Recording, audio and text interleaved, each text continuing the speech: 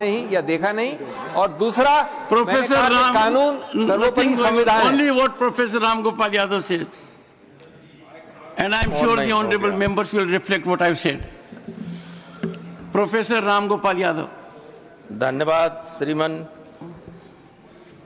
आपने इस बहुत ही महत्वपूर्ण और विवादास्पद बिल पर मुझे बोलने का मौका दिया। कल लोकसभा में मध्य रात के बाद तक चर्चा चली और बिल पास हुआ। मैंने माननीय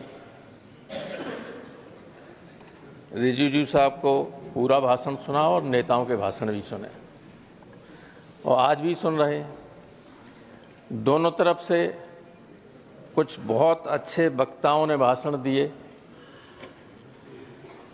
कभी कभी लगता है कि उधर से कोई अच्छा व्यक्ति बोल रहा है तो लगता है यही सही है, और कई बार ऐसा लगता है कि इधर से जो बोल रहे हैं वो ज़्यादा सही है। तो ये संसद में जब कन्फ्यूजन जैसी स्थिति हो जाती है तो हमें लगता है कि संसद के माध्यम से देश की आम जनता में भी कन्फ्यूजन पैदा किया जा रहा है, जबकि स्थिति बिल्कुल साफ है। संसद में जब प्रवेश पहली बार में आया, उस तरफ जो अब सदन हो गया है, संविधान सदन, सेंट्रल हॉल में घुसते हैं तो ऊपर लिखा हुआ है अयम निजा परोचेति परोयेति गणना लघुचेत साम उदार चरिता नाम तो वसुधैव कुटुंबकम। तो मैं तो यही अपेक्षा करता हूं सरकार से, खास तौर से, क्योंकि जो विपक्ष में बैठे हुए हैं वो कुछ बना बिगाड़ नहीं सकते, लेकिन जो इधर बैठे हुए हैं वो बहुत कुछ नुकसान कर सकते हैं देश का, लोगों का, और संसदीय लोकतंत्र की जो मर्यादा है उसका भी। इसलिए उदार बने रहिए। नड्डा जी ने अच्छी बात कही, लेकिन कहा कि राजनीति हुई, और अंत में खुद राजनीति में प्रवेश कर गए। तो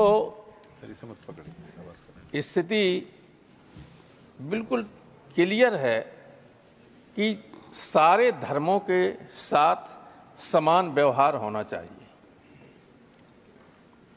बहुत बड़ी आबादी है माइनॉरिटी की, और खासतौर से मुसलमानों की हिंदुस्तान में। मेरे ख्याल से दुनिया में इतना बड़ी संख्या मुसलमानों की कहीं नहीं जितनी हिंदुस्तान में, मुस्लिम देशों में भी कहीं।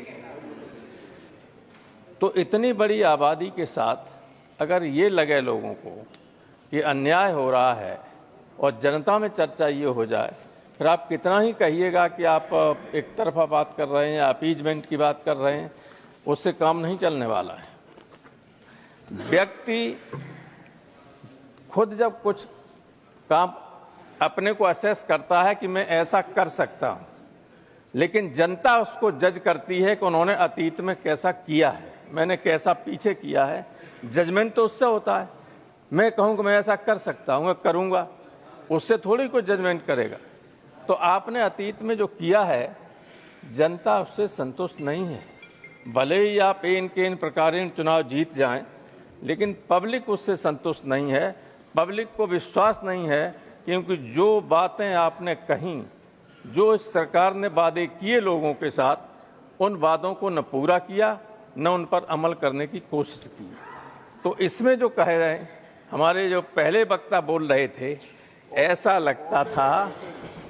लगता था कि जाने कितना प्रेम गरीब मुसलमानों के प्रति इनके मन में उभर आया। आंसू निकल आए सर, आंखों से आंसू आ गए। वो इन्हें हम आज से जानते लेकिन ये, अरे आप हमारे मित्र हैं, आप नेताजी से आपके संबंध बहुत अच्छे रहे। जो मुख्यमंत्री रहा उसके साथ संबंध में आया, अखिलेश से बहुत अच्छे संबंध रहे, और मुझसे तो बहुत ही अच्छे संबंध रहे। तो इस तरह से बोल रहे थे, बहुत अच्छे आदमी तो हैं। अच्छे आदमी हैं, किसी एक आदमी से लड़ने की वजह से यहाँ आ गए, लेकिन अच्छी बात है इसकी आलोचना करने से बड़े पद पर पहुंचे। तो मैं ये कह रहा था कि जो भाषण हो रहे हैं उधर से, उसमें बार बार जमीन और फंड, पैसे की बात आती है।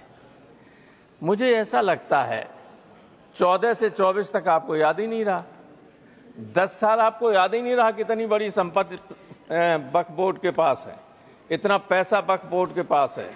जब सारी संपत्ति देश की बेच ली तब फिर देखा गया कि कहां बची हुई है, तो आप वक्त पे आ गए।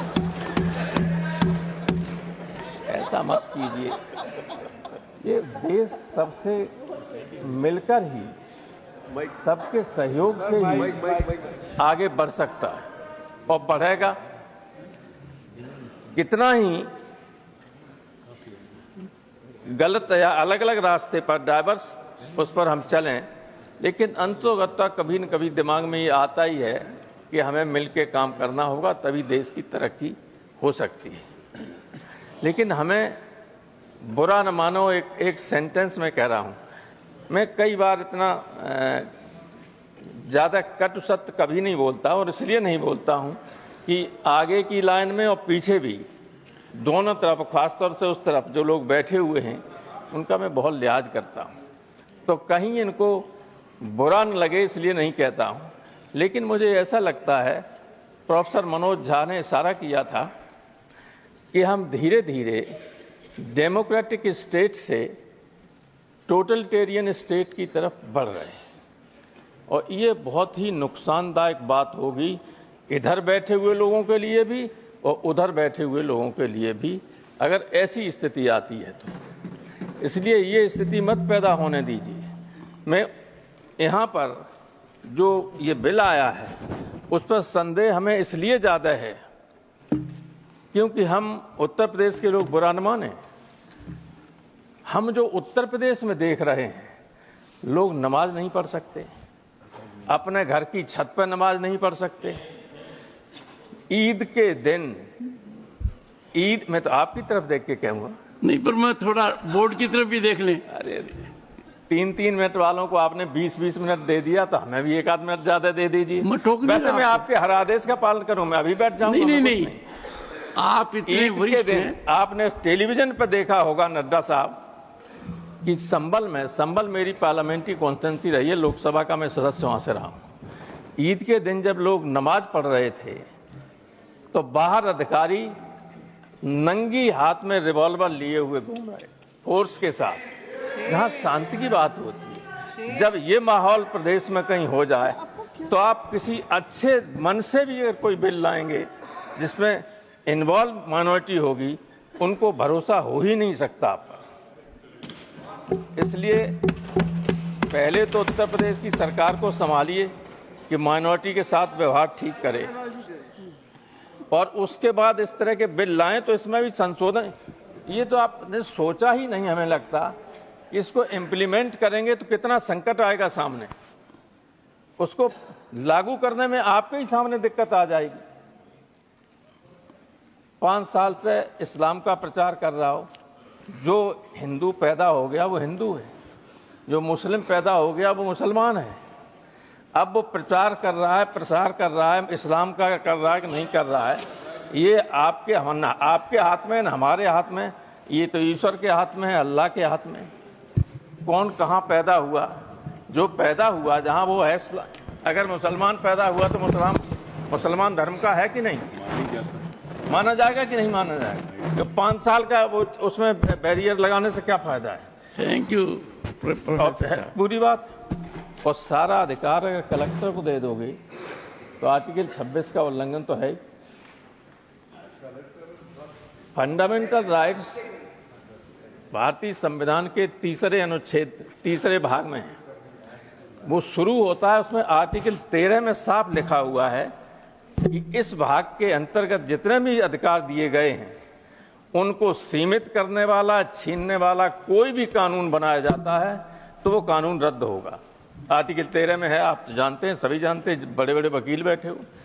तो आर्टिकल 13 और आर्टिकल 26 में है कि आप कोई भी माइनॉरिटी अपना रिलीजियस मैनेजमेंट और सारी व्यवस्था खुद कर सकते। दोनों को एक साथ पढ़ें तो आप स्वयं इस निष्कर्ष पर आ जाएंगे कि सब इलीगल है, असंवैधानिक है। तो कोई असंवैधानिक काम मत कीजिएगा। आप बहुमत में हैं दोनों जगह, वहां तो बहुमत बना लिया आपने और यहाँ हो गए आप यहाँ वास्तव में बहुमत आप। थैंक यू प्रोफेसर तो साहब। उसका दुरुपयोग मत कीजिएगा, मेरी यही राय है। Thank you. ईश्वर से डरिए, क्योंकि ये कोई दुश्मन नहीं है आपके। दुश्मन है होता है अहंकार व्यक्ति का। और कभी कभी कुछ लोग उधर से ऐसे बोलते हैं, आप तो बहुत बेनम्र लोग हैं, जिनके बोलचाल से ही अहंकार टपकता है। अहंकार से बड़ा दुश्मन कोई किसी का नहीं होता, और जिसको अहंकार हो जाता है उसका नुकसान तो करता है। थैंक यू बहुत बहुत धन्यवाद।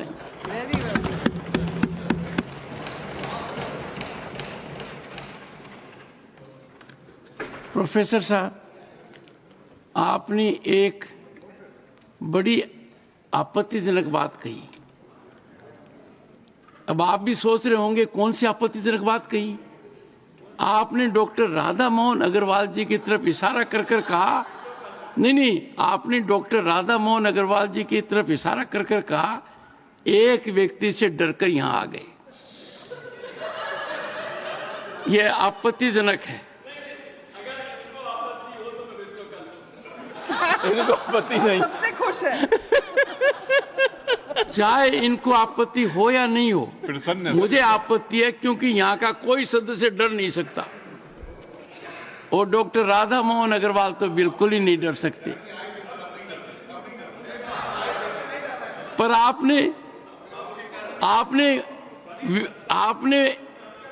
आपने उस व्यक्तित्व का महामंडन किया है।